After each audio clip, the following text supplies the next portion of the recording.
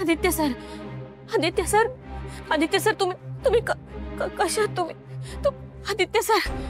Aditya sir उठा ना, काय झालंय तुम्हाला? तुम्ही बोलत का नाही? उठा ना, मी तुम्हाला घरी घेऊन जायला लागले, तुम्ही उठा ना.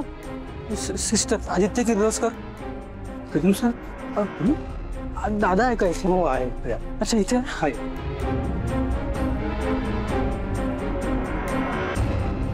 उठा ना आदित्य सर. पारू काय झालंय? प्रीतम सर बघा ना, डोळेच उघडत नाहीत, काही बोलत नाहीत. तुम्ही बोला ना एकदा. दादा अरे उठ ना, बघ चल ना, आपल्याला घरी जायचं यार, उठ ना, असं काय करतो? आदित्य सर हे बघा, असं झोपून नाही राहायचं. तुम्ही अजिबात चांगले नाही वाटत असे झोपलेले. तुम्ही उठा, आपल्याला घरी जायचं, झोपायचं नाही. तुम्ही उठा. आपण कोण? मी बायको यांची, माझे धनी आहे ते आदित्य किर्लोस्कर. ऍक्च्युली आदित्यच्या डोक्यावर जोराचा मार लागला आहे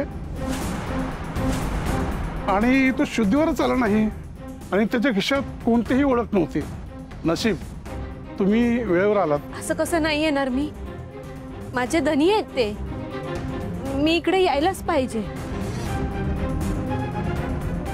पण आता मी आली आहे ना, मी काय बी होऊ देणार नाही यांना. मी नीट काळजी घेईन यांची. Thank you doctor.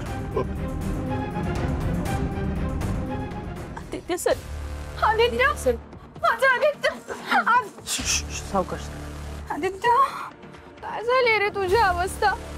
तू एक काम कर, तू ना आता आमच्या सोबत चल, मी स्वतः तुझी काळजी घे. दामिनी मॅडम, मी हाय ना, मी घेईन यांची नीट काळजी. काय म्हणालीस? तू आदित्यची काळजी घेणार? कशी ग कशी? हा, बेसिक हॉस्पिटलचं जे बिल येईल ते भरायला तरी पैसे आहेत का तुझ्याकडे? की इथे जे मेडिसिन्स मिळतात ते परवडणारे आहेत तुला? मिनी काकू ही वेळ आहे का हे सगळं बोलायला? प्रीतम, तुला कळतं का या सगळ्यातलं काही? ए पारू, आता ना वहिनी येणार आहेत, त्यामुळे आदित्यची सगळी जबाबदारी तू वहिनींकडे दे. हा, आणि परत मध्ये मध्ये आमच्या येऊ नको. एकतर त्या आदित्यची पण वाट लागली आणि तुझ्यामुळे आमची सुद्धा वाट लागली आता. कू अगं काय तू बघ तर. नमस्कार. नमस्कार डॉक्टर, मी अहिल्यादेवी किर्लोस्कर. हा आदित्य किर्लोस्कर माझा मुलगा. मी त्याला घेऊन जायला आले. Yes ma'am.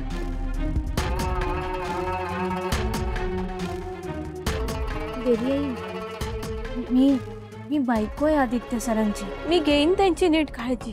तू काय काळजी घेणार आहेस हे माहिती आहे मला.